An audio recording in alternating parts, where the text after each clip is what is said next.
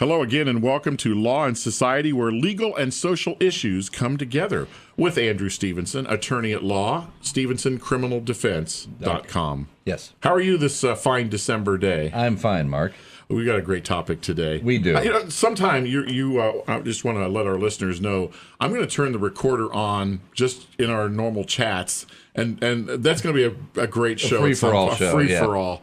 Because it's there is so much to the law and so much going on, and this is the time of year, a lot of holiday parties, a lot of people. We don't want any drinking and driving, but today's topic is as timely as the season. OVI, physical control, and refusals. Yes. All right, so Andrew, the first question I have for you is, you say OVI. Right. Well, I remember it as OMVI or DWI or DUI. There's all these. What is it actually? Well, currently, right now, it is OVI. But Okay. in the past, it used to be called OMVI. It's also been called DUI.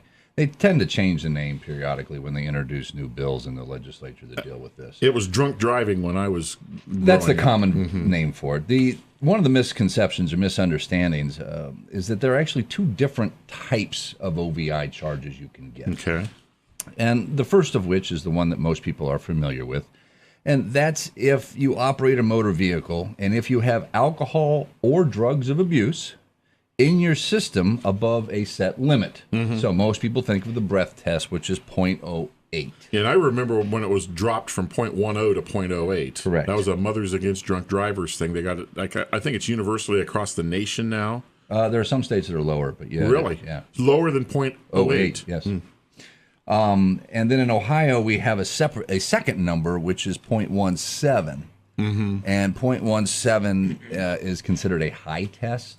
Okay. And there are enhanced minimum penalties. So if you are mildly under the influence, it's one thing, but if you're really under the it's more severe. Okay. And as far as drugs go, they have set limits for drugs such as cocaine, amphetamine, heroin, LSD, marijuana, based on either the drug itself or the metabolite. Shouldn't the limit there be like nothing? Because those are illegal drugs, and any is correct. There should be no limit, right? But they have a limit because what the limits are supposed to be set at is to detect a person who's actually currently impaired, not just remaining in their system from prior use. Right. If that makes some sense. It does, and those limits are going to be based upon the strength of that drug. It's based on the half-life of the metabolism. Oh, you just got into a nuclear term there. Yeah. So, and then that's the first type. The second type is what I call the under the influence. And what this law says is that it's illegal to drive a car if you have consumed some alcohol or a drug, and two, that consumption impairs or affects your ability to operate a motor vehicle. So what we find is it's not a matter of how much, it's a matter of the effect. So, for example, if an 80-year-old female goes out to lunch and has half a glass of wine, but that half a glass of wine impairs her, she's under the influence. Now, she wouldn't be over the limit by any means. But she would be impaired. And I see that because, first of all, wine, if I drink wine, one glass, I know, don't drive. Right. But if I have beer, I can probably drink beer all night long and not be impaired. It's just people think, well, you're a big guy, so you can drink a lot. I don't drink much. I don't drink hardly at all. Right. So if I have one or two, if I have a glass of wine, that's it. I feel it, I'm done. But so it's individual that has to make that decision. So with the second type of charge, that is determined not by a breath test or a blood test, but usually by field sobriety test. Walking the line. And I'll talk a little bit about that at the end. There are some minimum penalties that are associated with these charges. If it's your first OVI, either lifetime or in 10 years, then the law prescribes minimum penalties. And you have to spend 3 days in incarceration. That can either be at the local jail or they have driver intervention programs. For your first offense. First offense. You're going to go to jail for or a program something for 72 consecutive hours. You have to be confined either in a hotel or in the county jail. And there's no way around that. No way around that. No. You get to wear the orange jumpsuit no matter what. If you go to the jail, yeah. Okay. You got to pay a $375 fine. You can lose your license. Minimum is 1 year. Maximum is 3. And there's going to be a hard driving suspension of either 15 or 30 days. So you lose your license. You cannot drive for A minimum of 15. Then Right. the judge can give you privileges. and then chances are you're going to get an orange and yellow plate or red and yellow plate. Most people opt to go to the hotel. Okay. Yes. Okay. You don't have to get the orange plate on your first offense. Okay. Gotcha. Okay. If it's your second offense in 10 years, then it goes up to a mandatory 10 days, and that is in jail. Wow. That's That's actually actually jail, yeah. Ooh. You get a $525 fine. You lose your license for anywhere from 1 to 7 years. There's 45 days of a hard suspension where you get no driving privileges. That means no driving privileges for work, school, children activities. just you got to find a ride. You got to buddy. find That's a the way ride. It is. And they will immobilize the vehicle you're driving if it's in your name for 90 days. Immobilize as in put a boot on it? Put a boot on it, Oh, yeah. wow. So you Wow. lose your car for 90 days. I'm looking at the high limit on that one, too. That's 20 days. That's 20 in jail. days if you have a high test, yeah. Wow. Now, Okay. if it's your third and 10, if we've gotten to the point where you haven't got the message yet, they bring it pretty hard. It's 30 days in jail, minimum 2-year suspension, 6 months hard driving suspension, nothing a judge can do, and you lose your car. Wait a if minute, they it's in can your actually name. seize your vehicle. They seize your vehicle if it's in your name. So we hear these extreme stories sometimes, Andrew, about these. It's my eighth arrest. It's this person's habitual and they've got all these OVIs.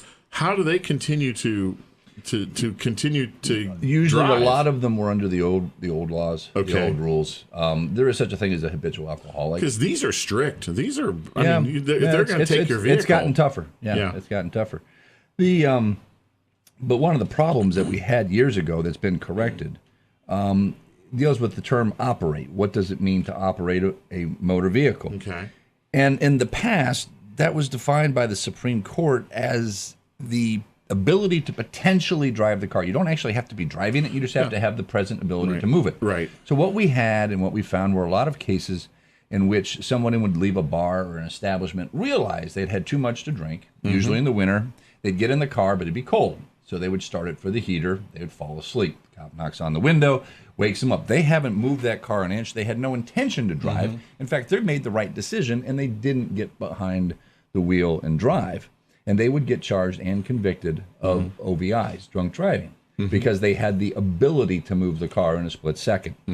So the legislatures, to their credit, thought that was unfair, and they created a separate charge called physical control to deal with just this situation. Okay. And what it basically says is that if you are in the driver's front seat and you have possession of an ignition key or the car is running, then you're guilty of physical control if you're under the influence or over the limit.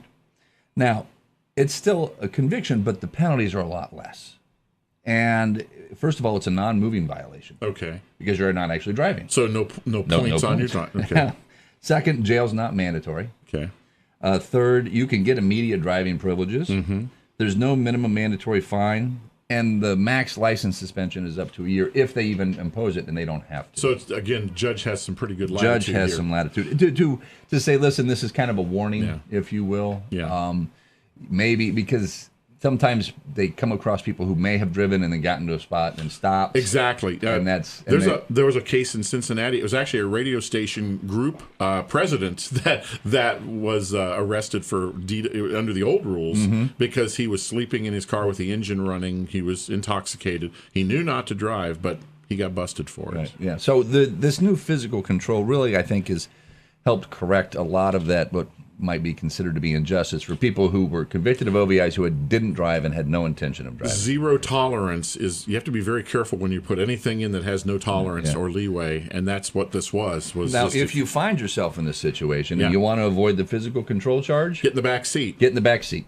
Or with today's cars, you can technically it says it's the driver's front seat. So if you're in the passenger seat, the idea is you'd have to get out of the car to get into the driver's seat. That's what they want. Yeah, with modern bucket seat cars with a center console, if you're in the passengers, there's no way you're going to be able to, unless you're in England, mate. They got the steering wheel on the wrong side, but that's not.